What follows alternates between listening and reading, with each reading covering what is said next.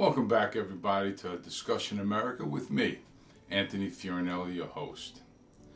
This week we're going to talk about that story that broke last week with regard to the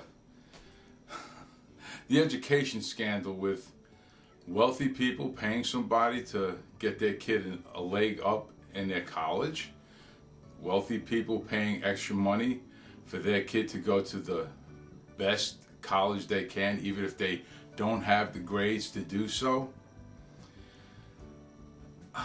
Is anybody really surprised at this? Hasn't this been going on for centuries? Hasn't the wealthy been paying extra, if not donating complete wings to the colleges, to universities, so their kids can get a leg up on an education even though they didn't have the grades to get in to begin with? What's the difference here? Is it because an individual was orchestrating it instead of the parents going directly to the universities and talking to the president of the university, people in charge of the university, and saying, hey, listen, I'm going to donate the new library to your university. My kid needs to go to your school. No, they went to some guy with a nonprofit organization and say, listen, I'm going to give you a couple $100,000, or what do you need? The guy says, give me a couple $100,000 and I'll make sure that your kid goes to Yale or Harvard or wherever. And the sad thing is that, these people went for it, and that's what happens. But, let's dissect this a little bit, Here's some guy that had an idea. He says, why go directly to the colleges? They already have their new wings, their libraries, their gymnasiums. They already have their new classrooms, their new grounds, their new stadiums, their new whatnots. They have all of that. How about me making a few bucks? How about the coaches making a few bucks? We're the ones putting the work in. So here's this guy. Parents go to him, word gets around, go see this guy. The guy says, okay, give me a couple $100,000. Make the check out to my nonprofit organization, because now, you can get a tax write-off. Beautiful. I get a tax write-off. So now he takes the money, puts it in his nonprofit. Now he takes a $50,000, $100,000, takes a walk over, goes sees one of the coaches, say, listen, this person here, put them on your tennis squad.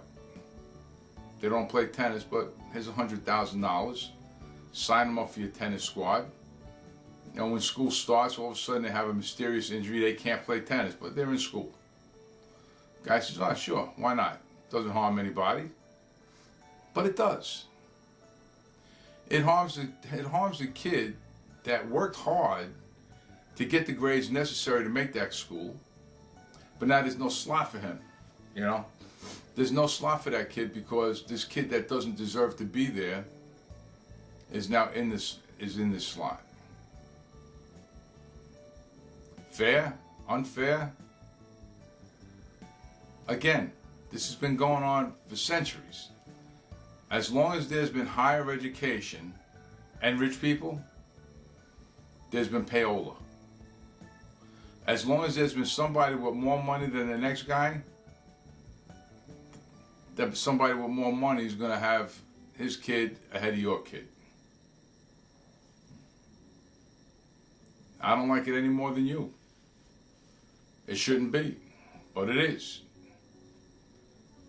So the feds did a sting, and some poor tennis coach got wrapped up in a sting, and then everything fell apart, and who starts ratting out this guy, that guy, who starts ratting out this one. So, Rick Singer, he got hit with all kinds of stuff, because now it's conspiracy, now it's racketeering, he's going to go away for a long, long time.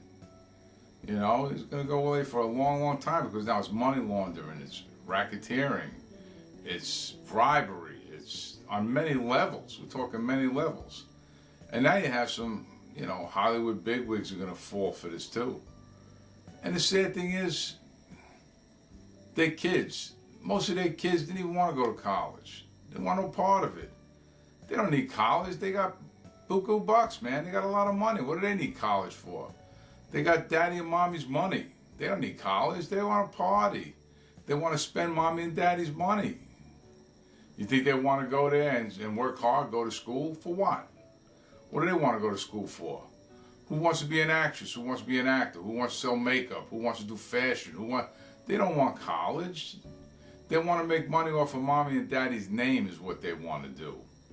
That's what they want to do. They think they need an education? They don't think they need an education. They think they're going to capitalize on their parents' fame. Then you have the leaders of industry. You know, the kids are going to spend daddy and mommy's money, the leaders of industry. You know, they're going to run through it. They're going to end up with nothing half the time, but they're going to spend their money. You know, you might get some kids that'll take it to heart and say, you know what, I need the education. I want to be able to run mommy and daddy's company. I need to know how to do that. I can't just walk into the company one day and say, hey, I'm here. I'm going to run the company. You know, it doesn't work that way. But you have a society where the ultra wealthy can pretty much do what they want. It's always been like that. It's been like that for centuries. It's not going to change. I don't know why you think it's going to change. It's just that sometimes people get caught. Most times people don't get caught. Okay? So what do we do about this? It'll be in the news for a few weeks. Some people go to jail. Some people get a slap on the wrist. Some people get heavily fined. You know, hit them in their pockets. That's what it's going to be all about. Hit them in their pockets. And,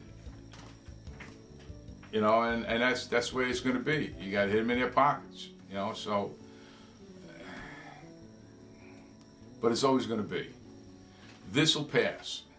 But you also got to remember, even during wartime, you had people that were using their money and their power to get deferred. They didn't have to go to war. Rich people didn't go to war. The hard worker, the blue-collar worker, they're the ones that fought your wars for you. Most rich people, they paid money, they paid a congressman, they did what they had to do. They didn't go to war, they got a deferment. We know that all too well, don't we? So, why is everybody so upset and so aghast? Yeah, oh my God, give me a break. Come on. Why are you shocked? Why, your sweetheart deal over there, your little sweetheart, you know, full house? Come on, please. The most innocent looking ones are the ones that do the most dirt because they can get away with it. So, you got rich people get away with not having to go to war. You got rich people going to pay their way for their kids to go to the best colleges. And it's a wasted education in most cases. It's a wasted education because most of them aren't going to do anything with it. And that's what's bad about it, you know.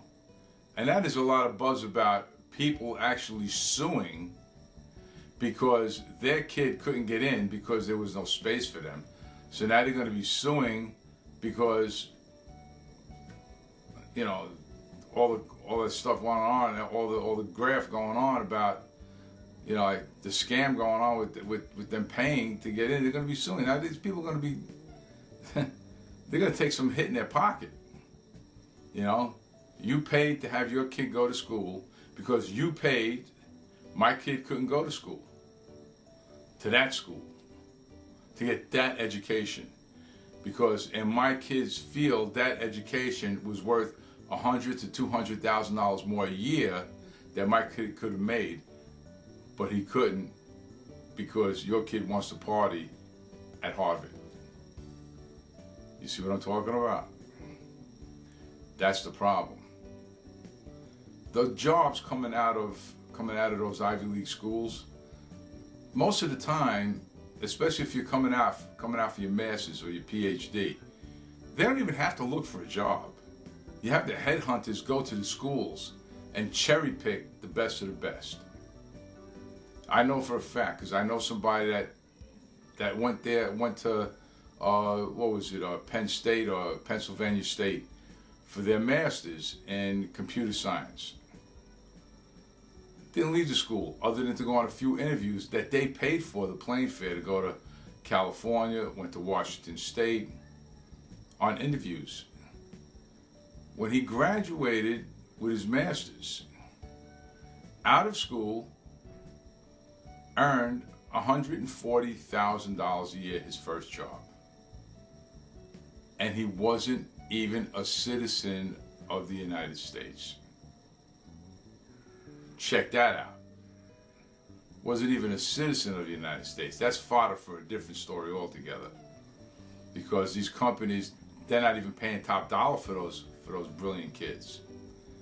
They get away with paying them low salaries because they're not going to complain. Because if they complain, they ship them back to their country. They cut off their sponsorship and say, all right, go back to your country. So they get away with paying the low end of the high end, if you know what I'm talking about, until the kid finally gets like either a lottery and gets his green card, which happened in this case, and now the kid's making upwards of almost $300,000 3 years after he graduated from the school. But you take the same kid with the same knowledge, go to a state school, doesn't make half of what a kid that gets the Ivy League education. Even though the kid with the Ivy League education might not be half as smart as the kid that went to the state college. It's all about what school you went to. Chew on that for a minute. So here's somebody that wants their kid to have the best education, that the reality of it is they're not even taking advantage of the education. They're taking advantage of the parties and the notoriety of the school, while some poor kid that deserves it, that studied his whole life with wanting to go to that Ivy League school, didn't get it because that spot was taken up by somebody that paid under the table to get it. You see the irony in that? A talented person not get that education that could catapult his career into a serious money-making career, whereas some party-going little debutante is going to waste that education, not do anything with it other than having bragging rights. I went to Harvard, I went to Yale. It's because mommy could pay for it. $500,000? $500,000 in under-the-table money so the daughters can go to Yale, was it? Or USC? Come on. It's not fair. But then again, life isn't fair. You got to keep your ears open. You know, there's students out there too. You see something like this going on? Say something to somebody. Ask questions. You know, because it could be your friend that could have got that spot. But now your friend didn't get that spot. You know? So what do you think should happen to these people? What do you think is going to happen to these people? They're going to spend another $500,000 on lawyers. And they're going to get away with community service and some fines. That's about it. Jail time, not going to happen. They don't have a criminal history. They haven't been arrested before. They don't have anything against them. All they did was make a stupid mistake because they love their children. That's their argument. I love my child. I love my children. I want nothing from the best of them. I want the best education for them. And whatever I had to do to get it. That's it. Cry some tears. They're actors, actresses, heads of state. Not heads of state, but heads of industry. You know, here's some guy with a multi-million-dollar, billion-dollar manufacturing company, has a son that all he's been doing was playing Nintendo games or whatever. Looking at him, shaking his head, saying, "Oh my God, this is what I'm going to turn my company over to eventually." I can't do that. I got to get this kid educated if he's going to eventually run my company. And you got to pay somebody to do it, because the kid's not going to be motivated to do that. All he wants to do is spend the money. He don't want to get educated. Probably doesn't even want to run daddy's company, but daddy knows he's going to have to eventually turn his company over to him. So it's that. So that's that on that subject. But you know, before I close out, I wanted to touch on this mass shooting with regard to this white supremacist. Again, we're starting with the crap about the AR-15 and how the gun is the issue, and how now the victims' parents at Sandy can now sue the gun manufacturer. I'm sorry I switched gears. Like I can, you know, yeah, this. There was only so much you could talk about that education thing, but this gun thing really had me rattled a little bit, and I wanted to touch on that too. And I'm sorry if I kind of like threw a left curve at you, but you know, it's this liberal crap and this political crap is really got to stop. There have been guns, rifles in our society since the beginning of our society here in America. There have been all types of guns, all types of weaponry, everything you can imagine we've had in this country. Okay? It's not the gun. It's mental health. That's the issue that needs to be addressed. It's mental health, not the gun. It doesn't matter what style the gun is. It doesn't matter what it looks like. It doesn't matter if it's styled after the M16. It's not an M16. It's not a military weapon. The AR-15 is not a military weapon. It's a carbine. It's no different than your hunting carbine. For every pull of the trigger is a round. End of story. You have to pull the trigger for a bullet to be released from the weapon. Done. End of story. If you can pull your trigger fast, then you're going to release bullets fast. Period.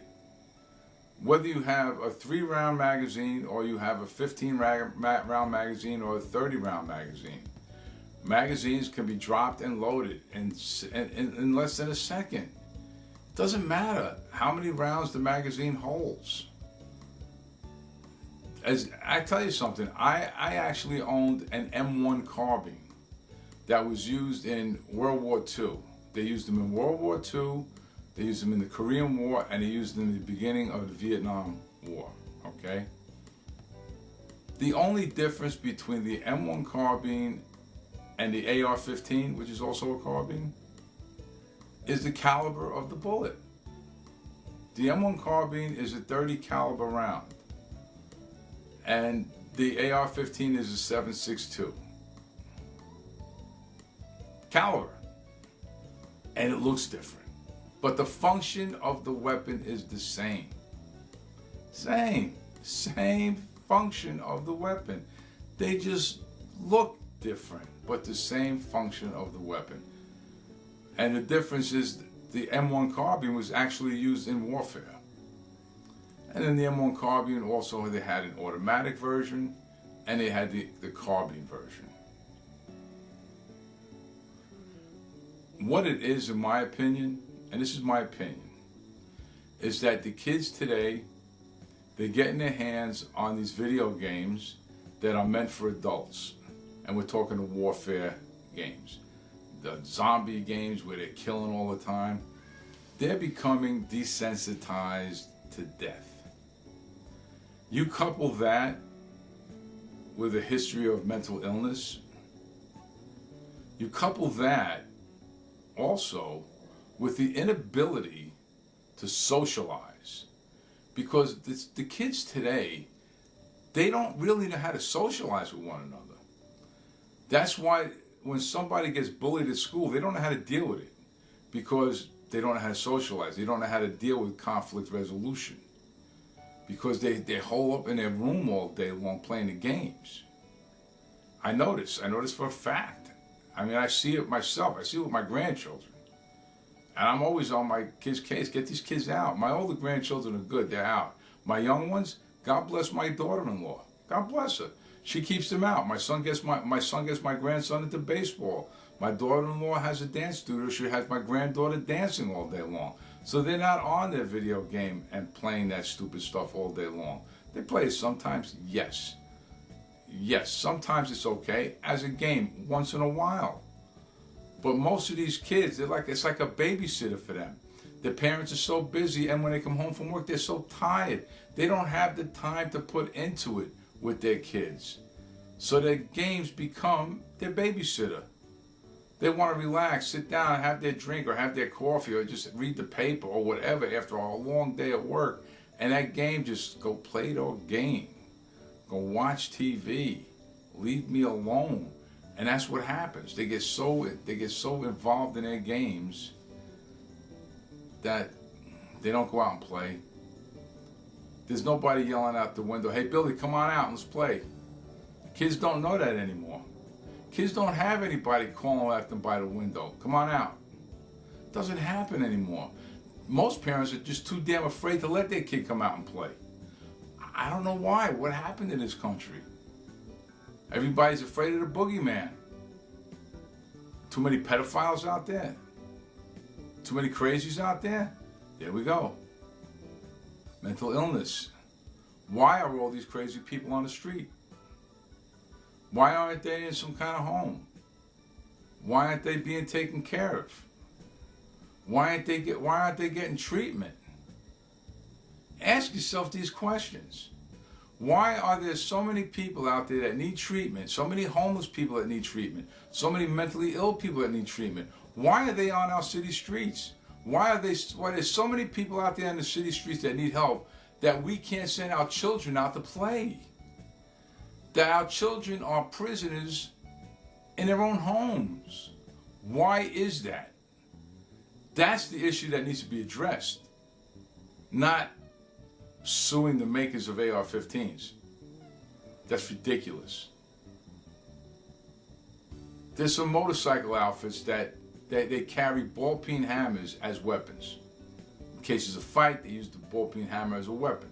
What are you going to do? You're going to sue Craftsman in case you get beat up with a ball-peen hammer?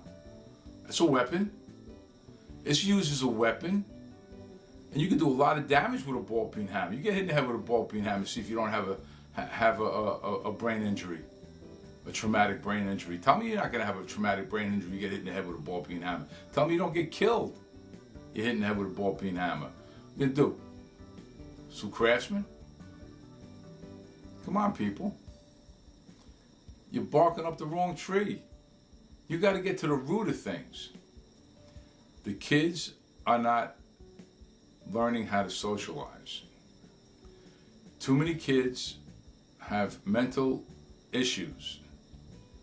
Too many kids are being desensitized to death and destruction by the video games that they play.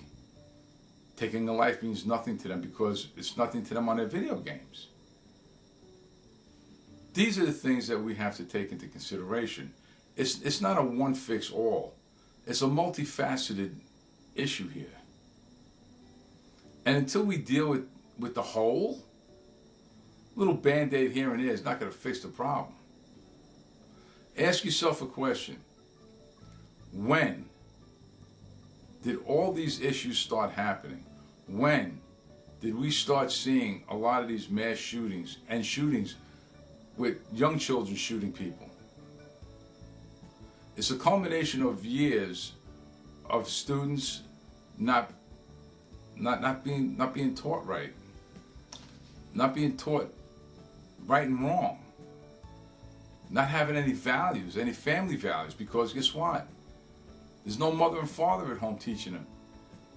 Because of our economy the way it is, there's no longer a father out there earning the money as the mother teaches them. Because now things are so damn expensive, both parents have to be out there working. So the rearing of the child is left to either a nanny or a daycare center or an after-school center. There's nobody teaching these kids at home. There's nobody teaching them right from wrong. A lot of problems out there. Well, I think I had enough to say about education, the rich, AR-15s, and things of such. So I'm sure you guys are sick of hearing me by now, so I'm gonna call it a day and wish everybody a great week, and God bless you all, and see you next week. We'll have something else to talk about. The presidential elections are coming up. We got the campaigns right around the corner. Some new people entering the ring. See what happens. See what comes up. Have a great week. See you guys next week. And I'm out.